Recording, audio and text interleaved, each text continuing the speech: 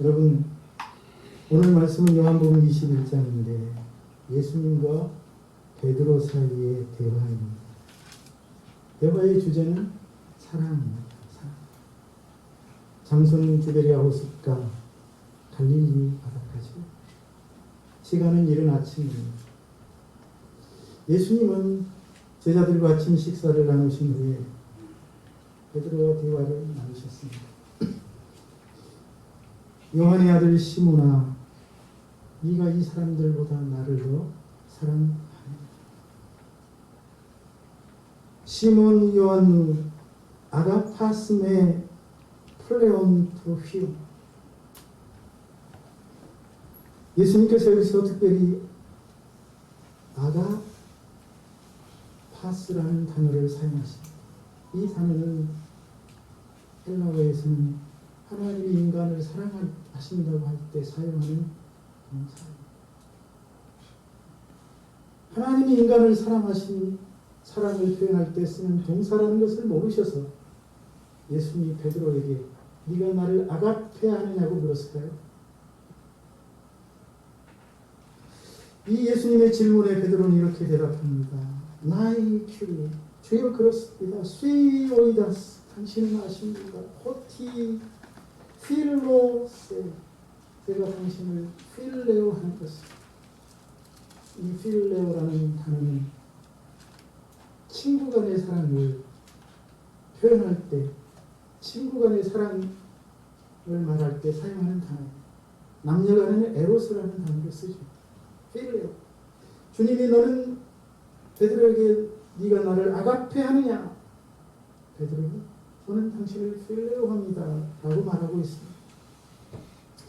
그러자 예수님이 다시 물으십니다. 요한의 아들 시몬아, 내가 나를 사랑하느냐? 이때도 아가파스메라고 물으십니다.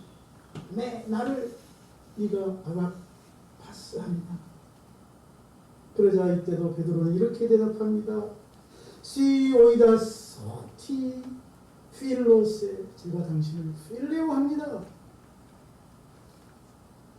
베드로의 대답이 정확한 거예요. 그죠? 베드로는 예수님을 신적인 사랑으로 사랑할 수 있는 존재가 아니에요. 그렇잖아요? 그래서 세 번째로 예수님이 베드로에게 물으실 때는 어떻게 묻는지 아십니까? 동사를 바꾸십니다.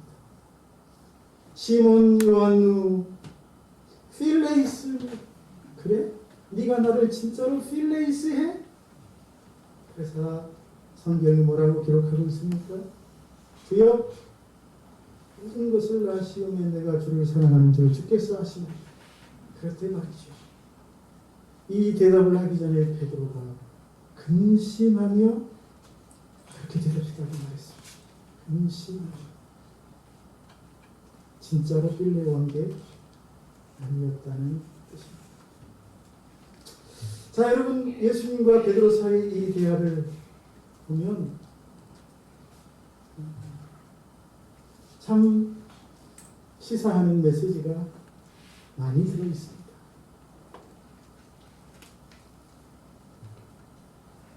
특별히 오늘 이 베드로에게 우리가 이 대화를 가만히 음미해보면 예수님이 자신을 사랑하시느냐고 물으시면서 마치 너 왜 나를 사랑하지 않아? 내가 너를 아가페 하는데 너는 왜 아가페 하지 않아? 라고 강요하시는 것처럼 느낄 수 있습니다. 그런데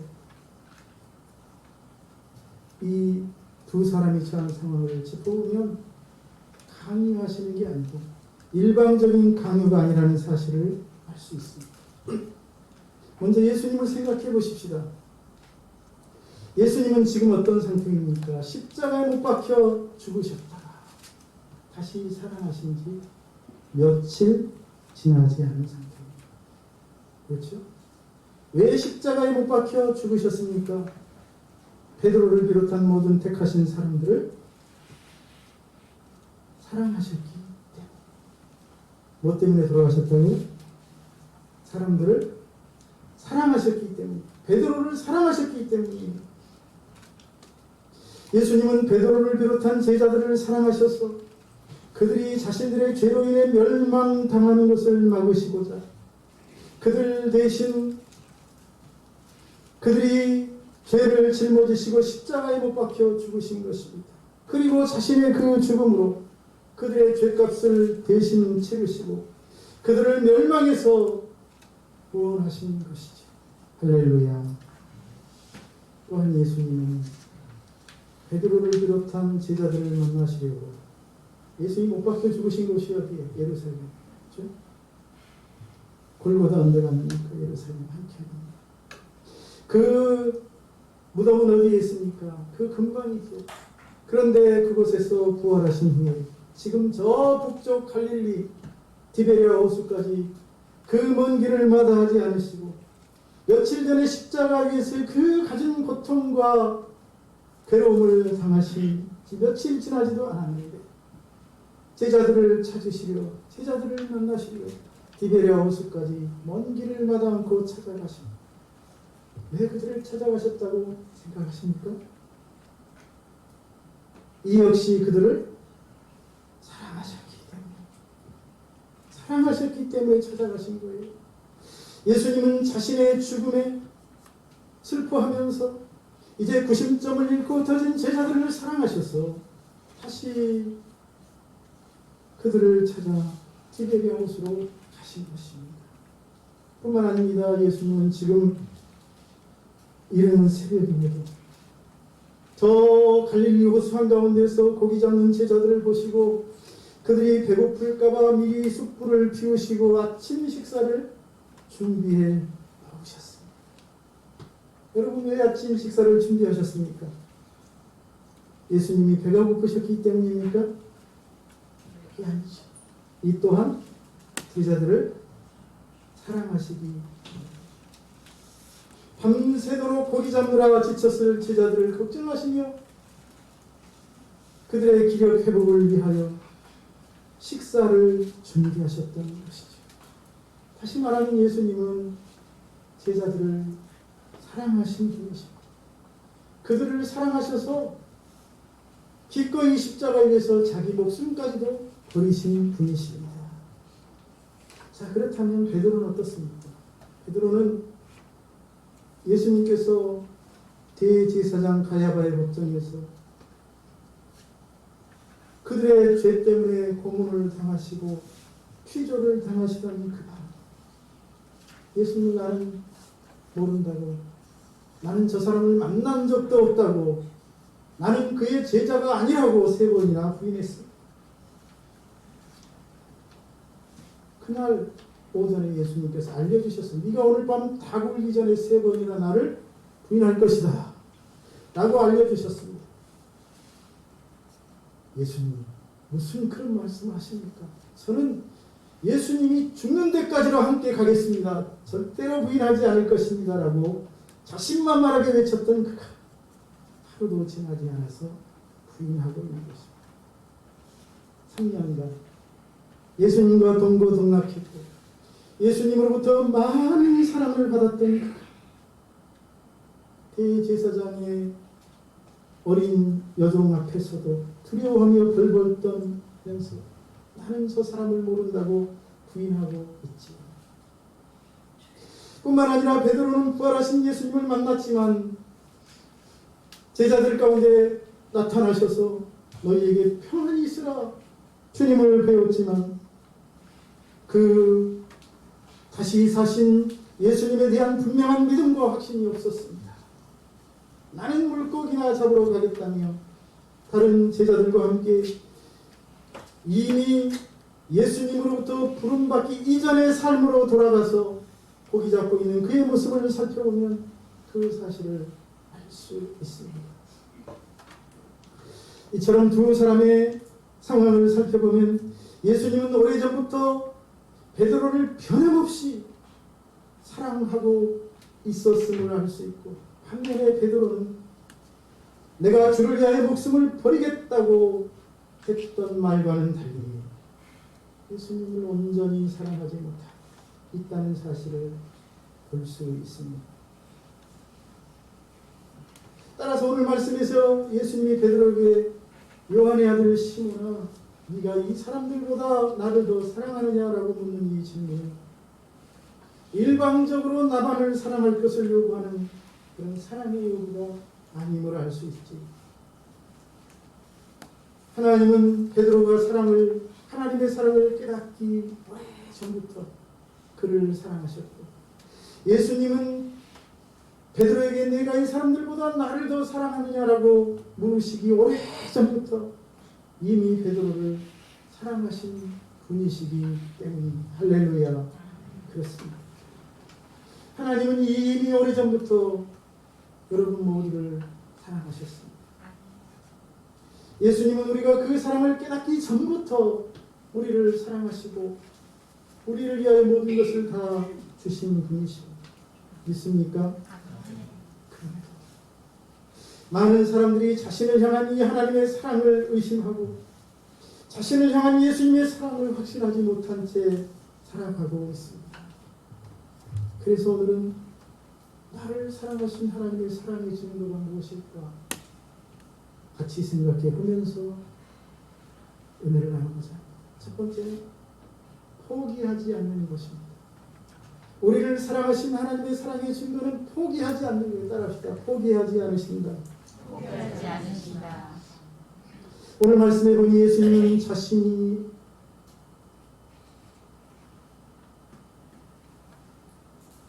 잡히셔서 고난을 당하던 그날 밤 나는 저 사람의 제자가 아니라고 부인했던 베드로를 찾아가셨음을 본문을 통해 확인할 수 있지.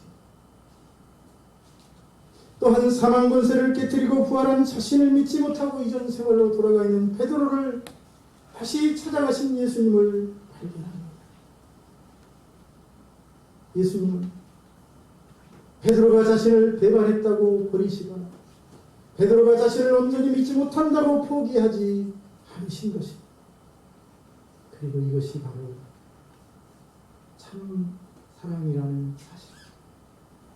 진정한 사랑은 포기하지 않는 것이기 때문입니다. 비록 상대방이 좀 부족하고 허물이 있어도 포기하지 않는다. 심지어는 상대방이 배신하거나 불신하거나 조롱해도 버리지 않는 것이 참 사랑입니다. 그리고 이 사랑이 바로 하나님의 사랑입니다. 저와 여러분을 향한 예수님의 사랑인 줄로 믿으시기를 축복합니다. 아멘. 이미 하나님이 그런 사랑으로 우리를 사랑하시겠다고 말씀하셨습니다. 레위 26장 44절 내가 그들을 내버리지 아니하며 미워하지 아니하며 아주 멸하지 버리지 않으시겠대요. 신명기 31장 6절 내 하나님 여호와 그가 너와 함께 가시며 결코 너를 떠나지 않으시며 버리지 아니하실 것이라. 신명기 31장 8절 여호와 그가 내 앞에서 가시며 너와 함께 하사 너를 떠나지 아니하시며 버리지 아니하시리니. 할렐루야. 여호수아 1장 5절 내가 모세와 함께 있던 것 같이 너와 함께 있을 것이니라. 내가 너를 떠나지 아니하며 버리지 아니하리니. 역대상 20장 28장 20절 다윗이 자신이 만난 하나님이 어떤 하나님인지를 아들 솔로몬에게 그를 왕으로 앉힌 후에 해주는 말이에요. 여호와 하나님 나의 하나님이 너와 함께 계시사 내게서 떠나지 아니하시고 너를 버리지 아니하시리라. 그렇습니다. 하나님은 다윗을 버리지 않았어요. 우리아의 아내를 취했을 때 그 죄를 감추기 위하여 우리아를 전선의 가장 위험한 곳에 내보내서 적의 손에 의해 죽게 했을 때 하나님은 그를 버리지 않으시고 그를 사랑하신 줄로 믿습니다. 하나님은 자신을 배반하고 떠난 사람들을 버리거나 포기하시는 분이 아니십니다. 우리 예수님은 자신을 배반하고 조롱한 사람들을 위해서도 자신의 생명을 던지신 분이십니다. 그 하나님이 우리에게 말씀하십니다. 이사야 41장 10절 두려워하지 말라. 내가 너와 함께하노라. 놀라지 말라. 나는 내 하나님이 되리라. 내가 너를 굳세게 하리라. 참으로 너를 도와주리라. 참으로 나의 의로운 오른손으로 너를 붙들리라. 할렐루야.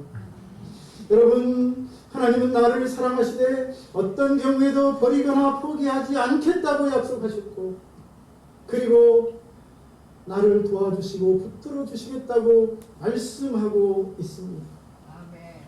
이 어떠한 상황에도 포기하지 않는가, 이것이 하나님의 사랑의 증거인 줄로 믿습니다. 두 번째, 독생자를 보내주신 것입니다. 독생자를 보내주신 것이 하나님의 사랑의 증거라는 사실입니다. 하나님은 예수님을 이 세상에 보내십니다. 예수님은 어떤 분이십니까? 하나님의 외아들입니다. 외아들, 하나밖에 없는 아들. 요한복음 3장 16절, 하나님이 세상을 이처럼 사랑하사 독생자를 주셨으니 이는 그를 믿는 자마다 멸망하지 않고 생을 얻게 하려 하시니라. 하나님이 왜 독생자를 주셨다고? 세상을 이처럼 사랑하사 보내셨다고. 하나님이 독생자 예수를 보내신 그 이유는 저와 여러분을 사랑하셨기 때문입니다. 그래서 저와 여러분에게 멸망당하지 아니하고 영원한 생명을 얻도록. 할렐루야. 그렇습니다. 우리는 하나님께 범죄한 죄인들입니다. 그리고 죄인이 받아야 할 벌은 죽음입니다. 영원한 멸망. 성경은 죄의 싹은 사망이라며 이를 명확하게 밝히고 있습니다. 따라서 우리의 운명은 죽음이며 우리의 미래는 영원한 멸망. 아무 소망 없는 존재입니다. 희망 없는 존재입니다. 하지만 하나님은 그런 우리를 사랑하셔서 우리가 죽기를 바라지 않으셨습니다. 멸망당하기를 원하지 않으셨습니다. 그래서 우리를 죽음으로 몰고 가는 우리의 죄 문제를 해결해 주시려고 독생하신 아들 예수를 보내신 것입니다. 예수님이 이 세상에 오신 것은 우리가 지은 죄로 인해 당연히 우리가 받아야 할 형벌을 우리 대신 예수에게 내리시고 우리가 당해야 될 죽음을 면해 주시기 위함인 줄로 믿습니다. 예수님은 이 세상에 오셔서 하나님이 보내신 그 목적을 다 이루셨습니다. 우리가 지은 죄로 우리가 받아야 할 조롱과 수치와 죽음을 우리 대신 담당하셨습니다. 그리고 결국 우리 대신 십자가에 못 박혀 죽으시지 않으셨습니까? 이 십자가가 상징하는 것은 바로 나 대신 죽으신, 내 죄 때문에 대신 죽으신 예수님을 묵묵히 말하고 있는 것입니다. 그리고 그렇게 예수님은 우리의 모든 죄값을 대신 치르시고 우리에게는 평안과 생명을 주신 줄로 믿습니다. 이사야가 그런 예수님의 삶을 잘 설명하고 있습니다. 이사야 53장 4절로 6절. 그는 실로 우리의 질고를 지고 우리의 슬픔을 당하였고 우리는 생각하기를 그는 징벌을 받아 하나님께 맞으며 고난을 당한다 하였느니라. 그가 찔림은 우리의 허물 때문이요 그가 상함은 우리의 죄악 때문이라.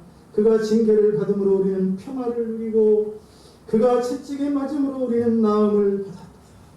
우리는 다 양 같아서 그릇 행하여 각기 제 길로 갔거늘 여호와께서는 우리 모든의 죄악을 그에게 감당시키셨다. 이게 그 말씀이 아닙니까? 그렇습니다. 하나님의 독생하신 아들 예수께서 오셔서 이미 우리의 죄값을 다 치르셨습니다. 이제 예수님이 나를 대신하여 내 죄값을 치르셨다는 사실, 나를 위하여 대신 죽어주신 구세주라는 사실을 믿는 사람은 자신이 지은 죄에 대하여 하나님 앞에서 정죄를 당하지 않습니다. 자신에 대하여 죄값을 치르지도 않습니다. 그 대신 하나님이 주시는 영원한 생명을 얻게 되는 줄로 믿습니다. 결국 하나님이 독생하신 아들을 내주신 것은 우리를 사랑하셨기 때문입니다. 예수께서 저 십자가에서 돌아가신 것은 저와 여러분을 사랑하시기 때문입니다. 사랑이라는 말 외에 이 모든 사건을 도무지 설명할 방법이 없습니다. 하나님이 얼마나 우리를 사랑하셨으며 독생하신 아들을 보내신다는 말입니다. 예수님이 우리를 얼마나 사랑하셨으면 그 저주와 치욕과 고통과 모욕의 십자가를 져주신다는 말입니다. 오늘 말씀도 마찬가지입니다. 14절 그것도 부족해서 예수님께서 14절에 보니 죽은 자 가운데서 살아나신 후에 세 번째로 제자들에게 나타나셨다고 말하고 있습니다.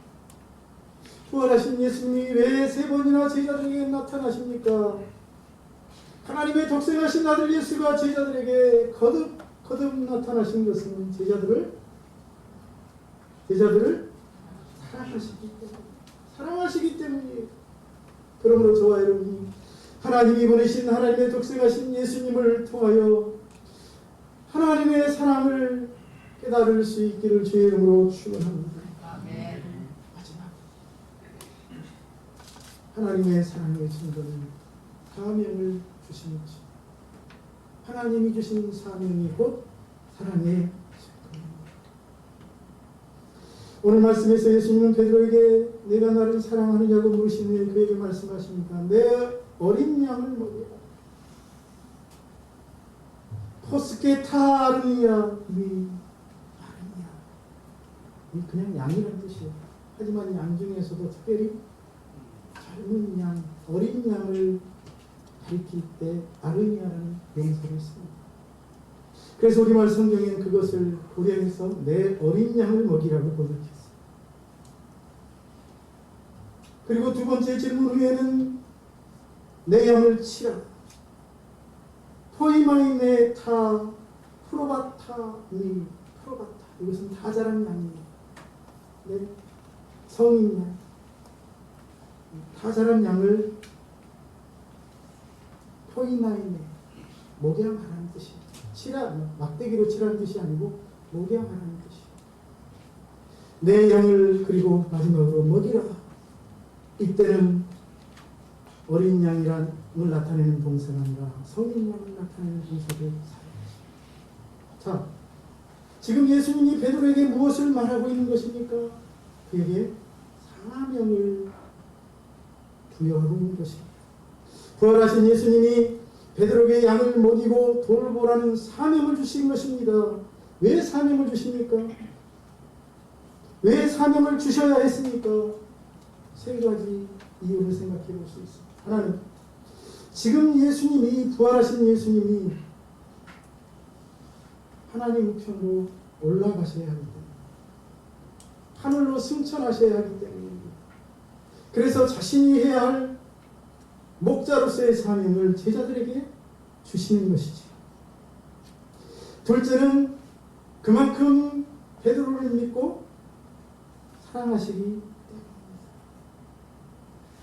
또한 그 일로 인하여 칭찬과 상급을 주시기 위함이지. 여러분, 이는 이미 예수님이 고난 당하시기 전에 다 말씀해 주신 내용이에요. 십자가를 앞에 두고 자신이 십자가에 못 박혀 죽었다가 3일 만에 부활할 것을 수차례 말씀하신 후에 마지막으로 아주 의미심장한 비유를 말씀하십니다. 마태복음 25장의 달란트 비유, 누가복음 19장의 문화의 비유가 그것입니다. 달란트 비유에서는 어떤 사람이 타국에 갈 때, 어떤 사람이 누구예요? 예수님.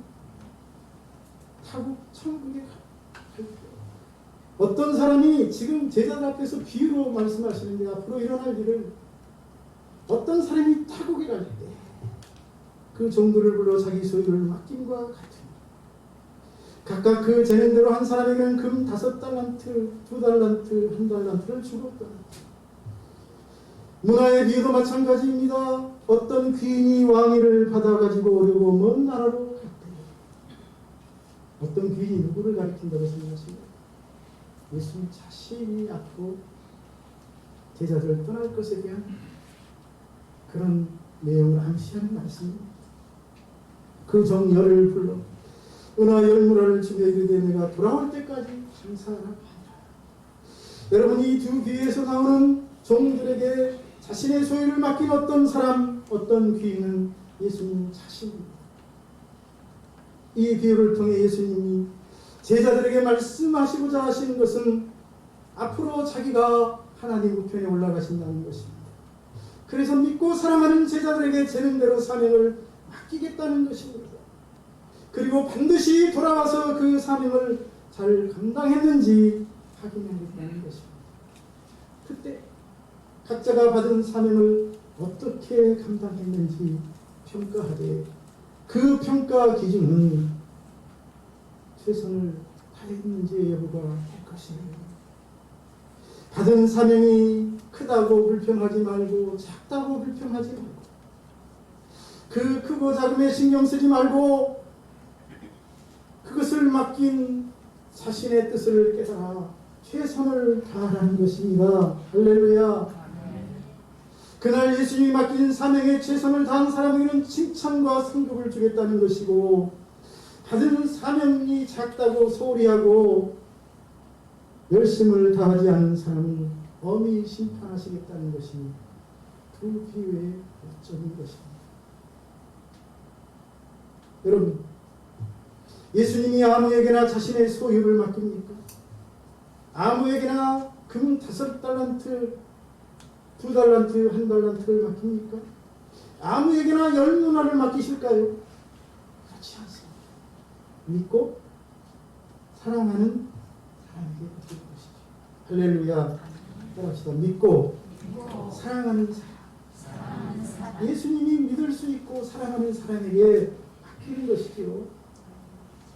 여러분, 저와 여러분이 예수님으로부터 사명을 받았습니까? 그 말인즉슨 예수님이 여러분을 믿는다는 뜻입니다. 예수님이 여러분을 사랑하신다는 뜻입니다. 믿으니까, 사랑하니까 장로로, 권사로, 안수집사로 세우는 것이죠. 교육자로 세우는 것이죠. 믿을만 하니까. 아무나 세우지 않습니다, 여러분. 하나님이 여러분에게 사명을 주셨습니까? 하나님의 몸된 교회를 섬기라고 일을 맡기셨다면 뭐 하신다는 뜻이라고요? 사랑하신다는 뜻인 줄로 믿습니다. 하나님이 나를 사랑하셔서 책임을 맡기셨다. 그렇습니다. 하나님이 사랑하셔서 여러분을 부르셨고요. 하나님이 사랑하셔서 여러분에게 책임을 지우셨고요. 하나님이 사랑하셔서 여러분에게 직분을 주신 것입니다. 그 하나님의 사랑을 아십니까? 여러분에 대한 그 하나님의 믿음을 여러분 헤아려 보셨습니까? 우리 하나님, 이처럼 우리를 사랑하시는 분이십니다. 하나님의 사랑하시는 증거가 무엇이냐고요? 절대로 나를 포기하지 않는 것입니다. 나를 위해 독생하신 아들을 보내주시는 것입니다. 내게 사명을 맡기신 그 사명이 확실히 하나님이 나를 사랑하신다는 증거인 줄로 믿으시기를 축복합니다. 저와 여러분이 이런 사실들을 통해 하나님의 사랑을 확신하고 힘과 용기를 얻고 위로를 받을 수 있기를 축복합니다. 기도합니다. 살아계신 하나님, 오늘도 하나님의 말씀을 통하여 저희들에게 하나님이 얼마나 우리를 사랑하시는지를 깨닫게 해주시고 알게 해주시니 감사합니다.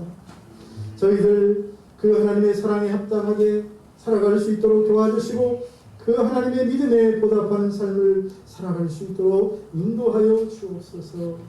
예수님의 이름으로 기도하옵나이다. 아멘.